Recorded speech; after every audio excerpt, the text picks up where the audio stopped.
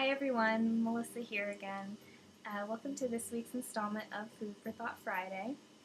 What I want to talk to you about this week is what to eat and when to eat it to help you fuel your workouts.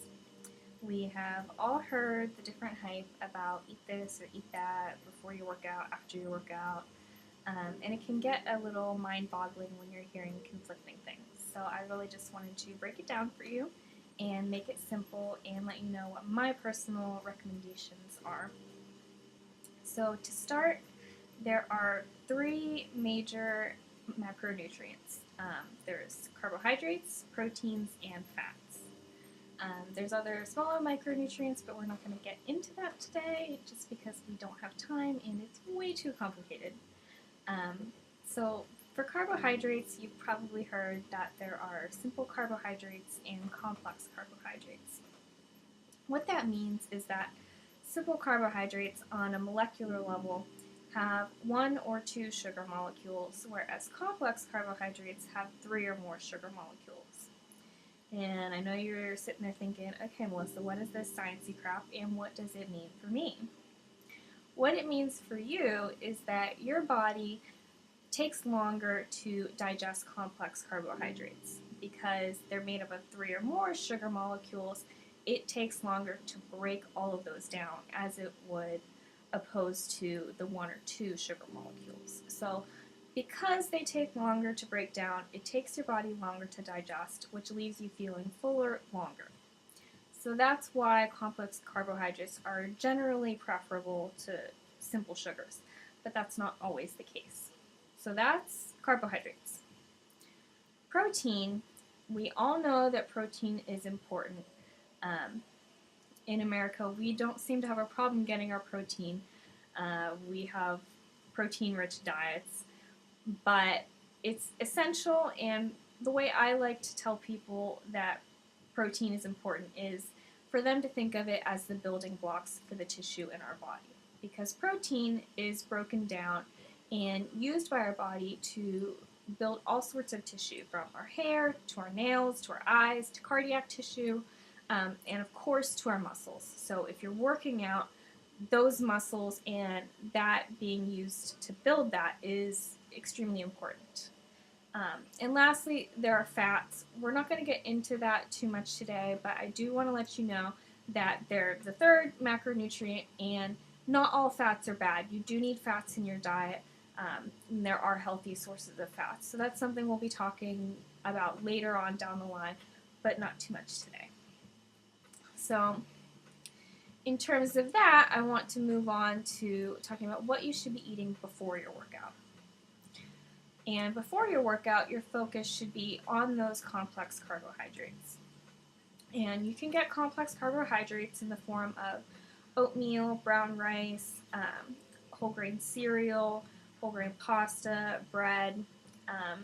Those are all good sources of complex carbohydrates. Ideally, you want to be consuming these about an hour or two before your workout.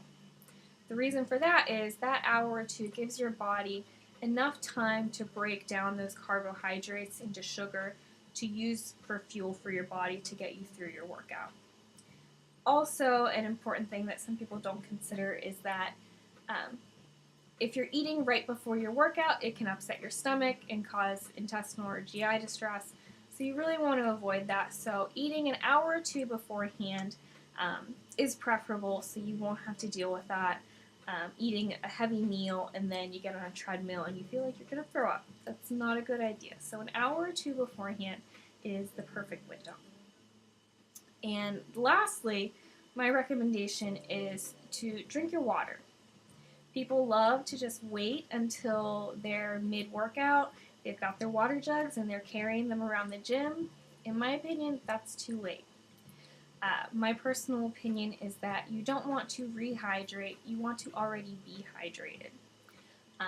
So before your workout, when you're eating your pre-workout meal, make sure that you have 2 8-ounce glasses of water. This is going to give you enough hydration to get you through your workout so that you're not dehydrated during your workout. We're going to talk in a second about during your workout, because that does not apply to everybody, believe it or not.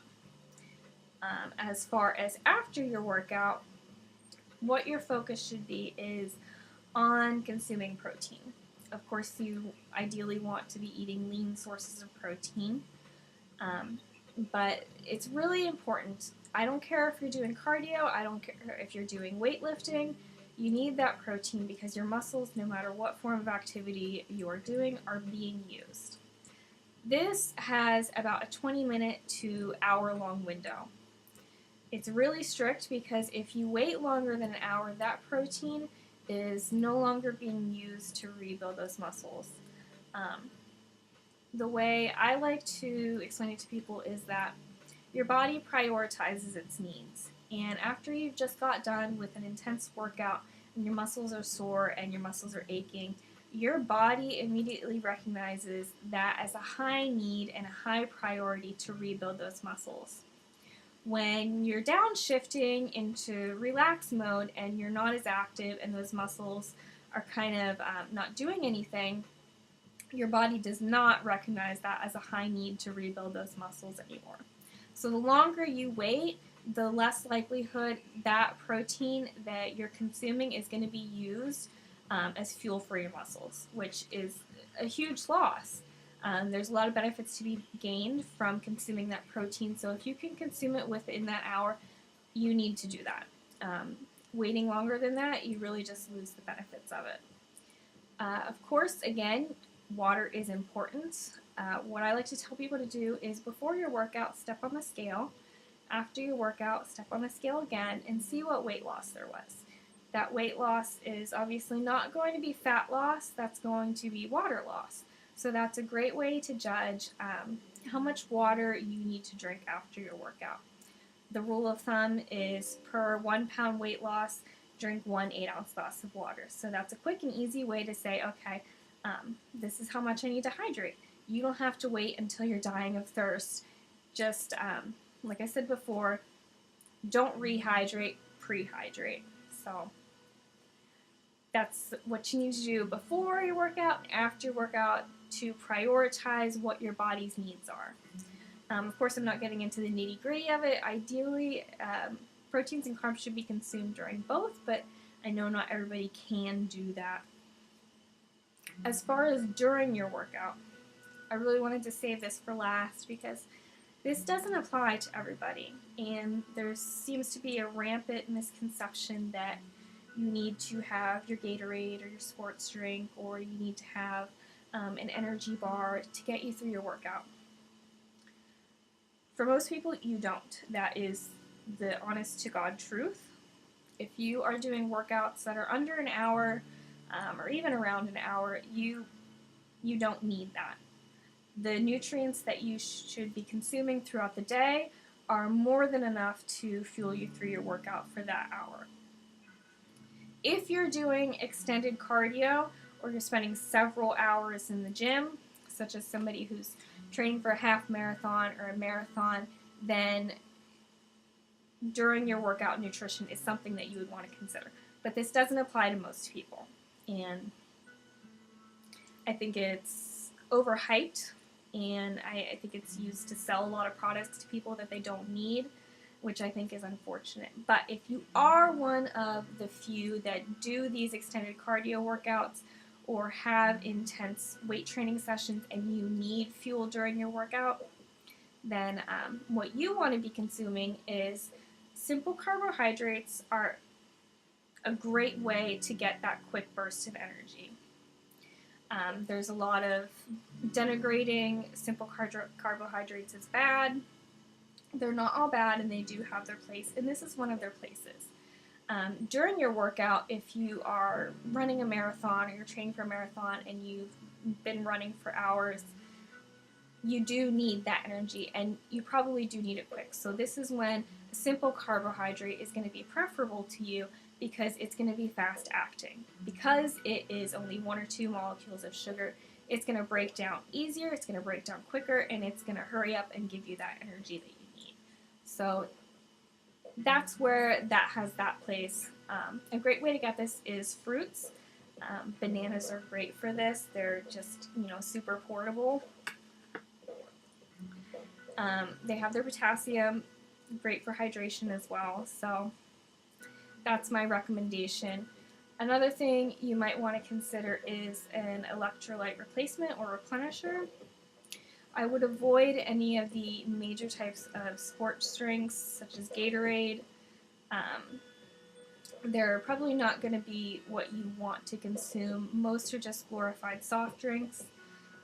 I do have an electrolyte replenishment that I personally use. I'll post the link for that. But if you do extended cardio, then electrolyte replacement might be something you want to look into. But again, be careful about what you're choosing and what you're putting into your body. Read the label, read the ingredients, make sure that it's something that you want to consume, and decide if it's worth it. And of course, extended cardio, you need to hydrate constantly. Don't wait until after, 100% during. If you're going to be running for hours, then that's something that you need. But again, that doesn't apply to everybody. Most people that are doing hour-long workouts or less are completely fine and don't need to be worrying about what they're eating during the workout. Alright guys, so that's it for this week's installment. If you have any questions or comments, or if you need more information, I'm here. Just let me know. I'd love to hear your feedback. Alright, bye guys.